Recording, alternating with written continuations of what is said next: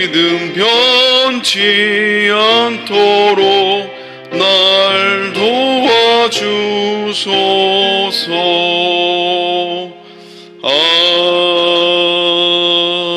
아멘. 이 새벽에 받을 말씀 고린도후서 1장 1절부터 5절까지입니다.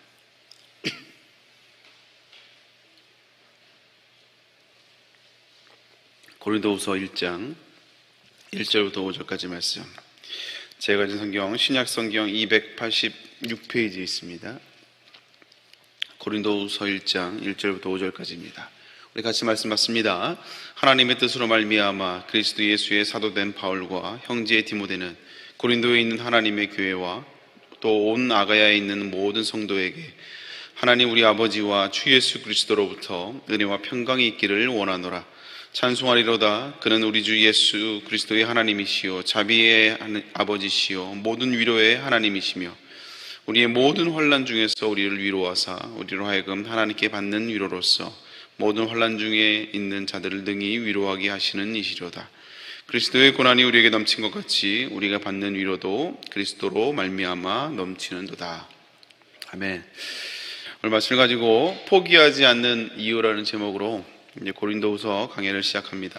제가 보니까 작년 6월까지 7월까지인가요? 제가 고린도전서 강해를 하고 그 뒤로 바로 해야지 했는데 계속 차일피일 미루다가 이제서야 좀 시작하게 됩니다. 이제 강해 설교를 하다 보면 특별히 새벽기도 시간에는 시간이 짧기 때문에 사실 이제 여기저기서 이제 본문을 찾다 보면은 이 배경을 좀 다루기가 쉽지 않은데요. 이제 강해 설교를 하다 보면 쭉 이제 한 권을 다 다루다 보니까 배경을 좀 더 다뤄볼 수 있는, 그래서 좀 성경이 조금 더 우리가 입체적으로 볼 수 있는 장점들이 있죠.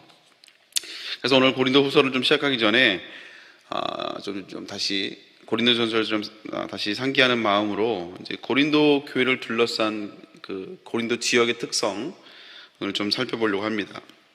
왜냐하면 이 고린도 교회도 결국 그 지역 안에 속해 있는 곳이기 때문에 그 시대를 지배하고 있는 고린도의 이런 문화의 영향을 받을 수밖에 없어요.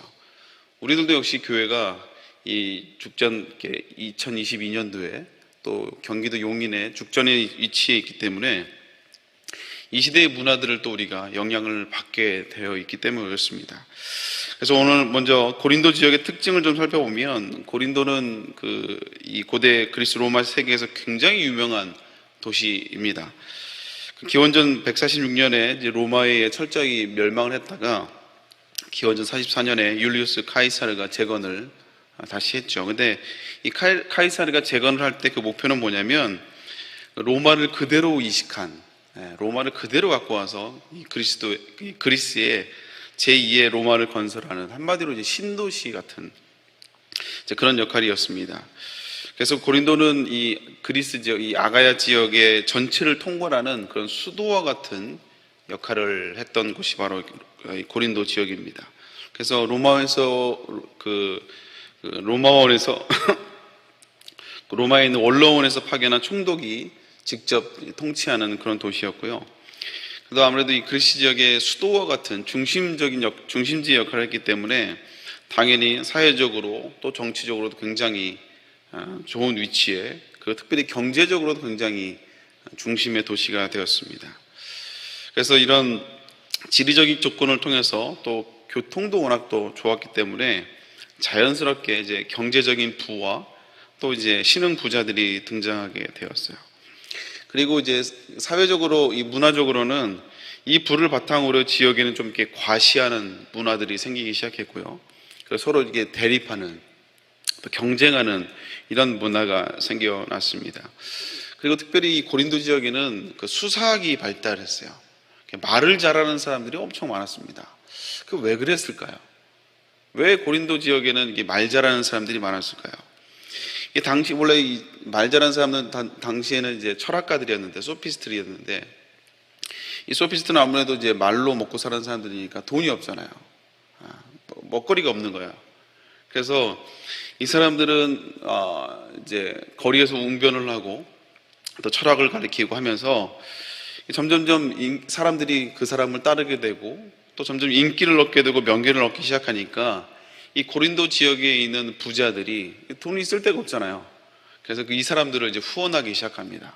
내가 서포트하는, 내가 데리고 있는 철학자라 이거예요. 그래서 그 당시에 있는 이 소피스트 철학자들은요, 명예를 얻고 또 인기를 얻어야 부자들의 후원을 받았기 때문에 이 고린도 지역에 모이기 시작했고, 그리고 사람들의 인기와 또 그 부자들의 후원을 받기 위해서 이 사람들의 눈과 마음을 사로잡을 이 연설 기법들이 정말 많이 발달했다고 해요.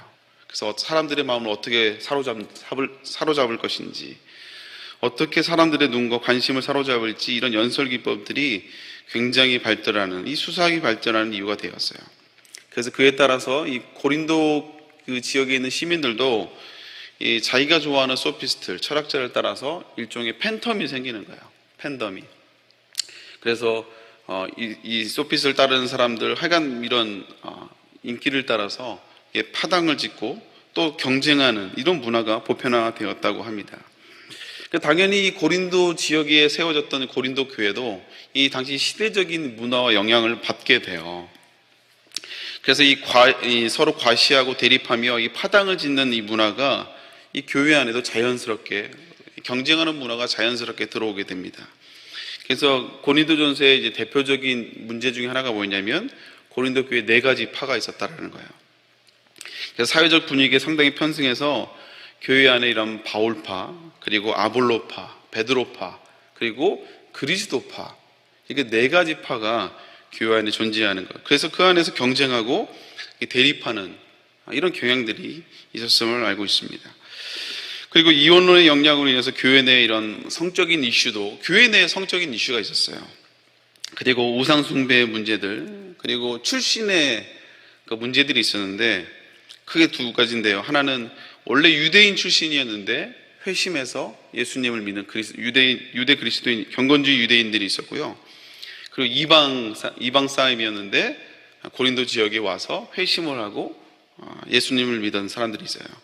근데 이런 이게 사회적인 문화적인 차이가 있어서 이 크게 교회 안에서는 또 2가지 출신의 이 갈등이 있는, 그래서 이 다툼이 있는 교회가 바로 이 고린도 교회였습니다. 그래서 초대교회에 나왔던 많은 교회들 가운데 사도 바울이 세웠던 이 교회 가운데 제일 문제가 많았던 교회가 바로 이 고린도 교회였어요.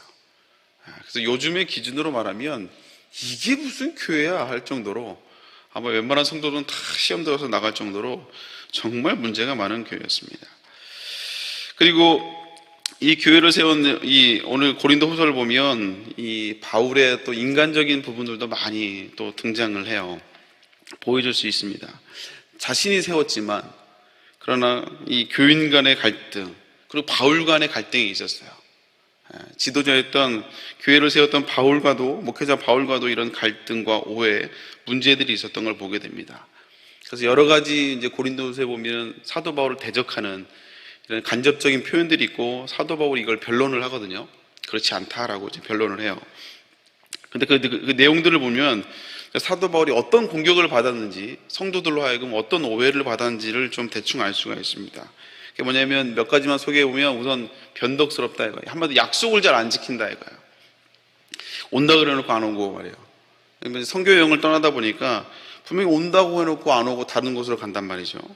그래서 변덕스럽고, 그리고 말이 어눌하다. 얼마나 위로가 되는지 모릅니다.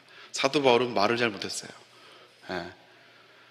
왜냐하면 잘하긴 했는데 그 당시에 수사학이 엄청 발달하는 곳이기 때문에 그 소피스트에 비하면 이 사도 바울은 말을 잘하는 사람이 아니었어요. 그래서 말을 못한다, 한마디로 설교를 못한다 이거죠. 그리고 말하는 게 굉장히 독선적이고 권위적이다. 그리고 자기들을 방치했고 죄송합니다. 그리고 겁장이고 자기 자랑이 심하다. 그리고 이제 사도권에 대한 여러 가지 의혹도 많았어요. 그래서 공식적인 추천서 없이 선교 사역을 했고, 역사적인 예수를 본 적이 없다. 그리고 사역에 있어서도 헌금을 유용하고 하여간 여러 가지 말도 안 되는 오해와 또 이런 갈등들이 있었던 것을 보게 됩니다. 우리가 살면서 인간관계가 힘들면 다 힘들어지잖아요. 그렇죠? 이 신앙생활도 마찬가지입니다. 인간관계가 힘들면 신앙생활도 그렇게 힘들 수가 없어요. 사도 바울은 자기가 세운 교회인데, 그리고 자기가 세운 교회 성도들이 이 사도 바울을 이렇게 의심하고 또 근거 없는 비난을 하고 이 색안경을 끼고 이렇게 사도 바울을 바라본다면요, 사도 바울도 자기가 세웠지만 정말 쉽지 않았을 것 같아요. 그래서 이 고린도 후서를 보면 이 신학자로서 또 선교사로서의 이 바울의 모습도 많이 나타나지만요, 인간 바울의 이런 그 연약함도, 감정들도 그대로 드러나는 것을 볼 수가 있습니다. 여러분, 누가 이 자신에게 헐뜯고 비난하면 그걸 누가 좋아하겠어요? 심지어 자기가 세운 교회인데도. 그래서 나중에 이제 고린도후서에 자기가 이제 너무 힘들었다는 것을 3번 정도 이렇게 언급을 하는데, 내가 사방으로 우겨싸움을 당했다고 할 정도로 정말 힘들어하는 이 바울의 모습을 볼 수가 있습니다. 그래서 어떤 그 신학자들은 바울이 심한 우울증을 앓았다고도 이렇게 얘기를 해요.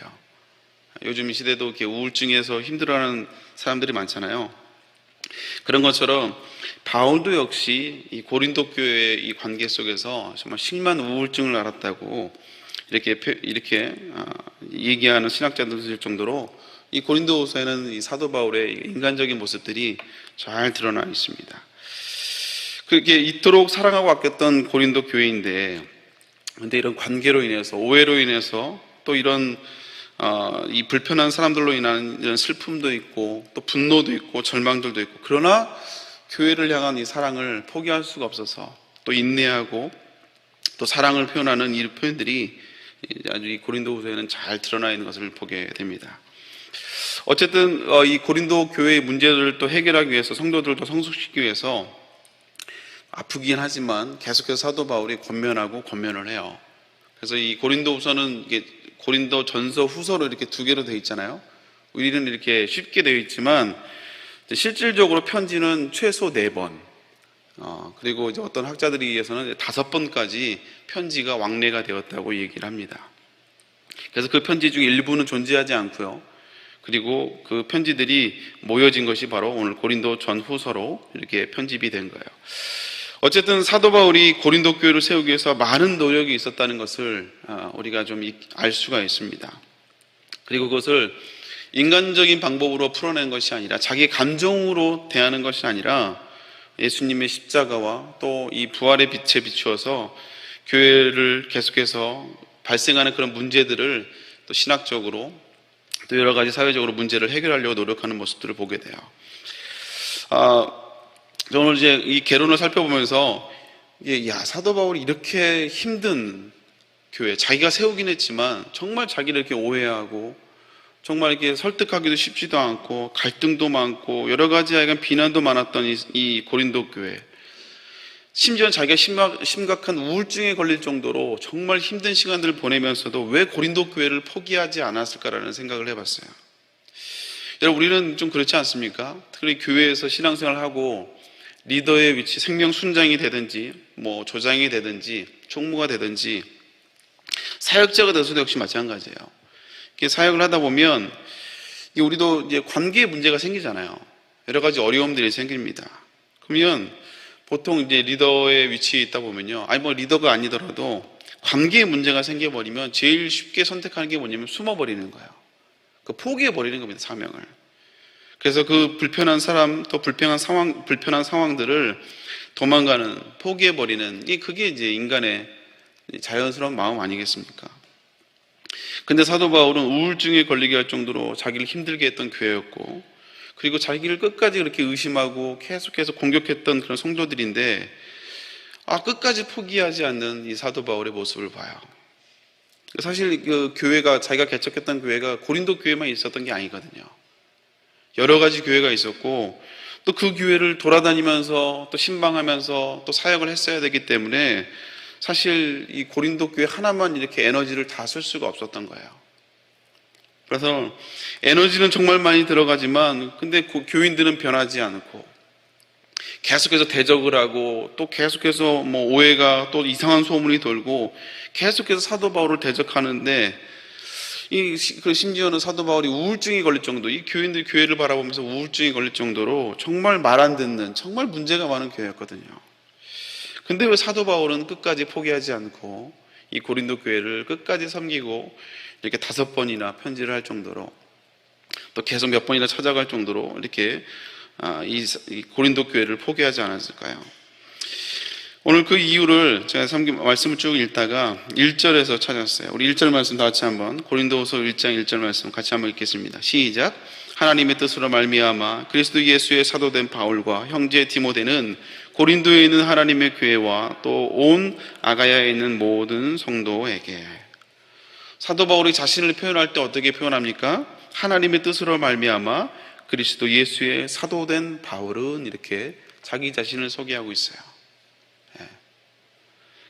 이 사도 바울은 내가 누구로부터 부름을 받았고 누구로부터 내가 세워졌는지를 사도 바울은 잊지 않았다는 이야기입니다. 그래서 나 된 것은 하나님이 나를 세웠기 때문에, 사도로 부르셨기 때문에 어쩌면 자신의 기분과 감정을 따르면 아마 고린도 교회는 진작 포기했을 거예요. 에이 말아라 씨. 응? 너희만 교회냐? 내가 케어하고 있는 교회가 얼마나 많은데, 내가 너희들에게 지금 시간 쓰는 게, 내가 지금 내가 다른 교회에 에너지를 쓸 수 있는데 내가 너에게 이렇게 시간을 쓰는데도 내가 어떻게 그렇게 할 수 있냐라고 자신의 감정과 기준으로 사역을 했다면 아마 고린도 교회는 진작에 포기했을 거예요. 그러나 오늘 1절의 고백처럼 자신을 하나님이 세우셨기 때문에, 그래서 내 기준과 감정으로는 진즉에 포기했지만, 그러나 하나님은 그 고린도 교회와 성도들을 포기할 수 없기에 사도 바울도 역시 포기할 수 없었다라는 거예요. 사랑하는 성도 여러분, 우리가 하나님의 자녀가 된 거, 내가 의로워서 어떤 선한 일을 했기 때문에 우리가 하나님의 자녀가 된 겁니까? 아니잖아요. 우리가 직분을 받게 된 거, 여러분 내가 잘해서 하나님 우리에게 직분을 주신 겁니까? 그거 아니잖아요. 물론 사람을 통해서 세웠지만, 그러나 그 사명을 주신 분도 하나님이시고 우리를 부르신 분도 주님이시라 이거예요. 그래서 우리가 나를 부르신 분이 주님이고 나에게 사명을 맡기신 분도 주님이시라는 것을 우리가 안다면, 그것을 잊지 않는다면요, 때로 우리가 교회에서 사역을 하고 또 봉사를 하다가 벽을 만날 때가 있어요. 그리고 피하고 싶은 상황과 피하고 싶은 사람을 만날 때가 있다라는 거예요. 때로는 우리가 이제 전도를 하게 되는데, 전도할 때도 여러분 전도하고 싶어서 하는 사람이 누가 있겠습니까? 그러나 또 심지어는 내가 우울증이 걸릴 것 같은 그런 상황과 교회 안에 이런 문제가 있을 수도 있어요. 그 사람만 생각하면, 그 문제만 생각하면 정말 너무 힘든 거예요. 그러나 우리가 그럼에도 불구하고 도망가지 않고 포기하지 않을 수 있는 그 이유는 뭐냐?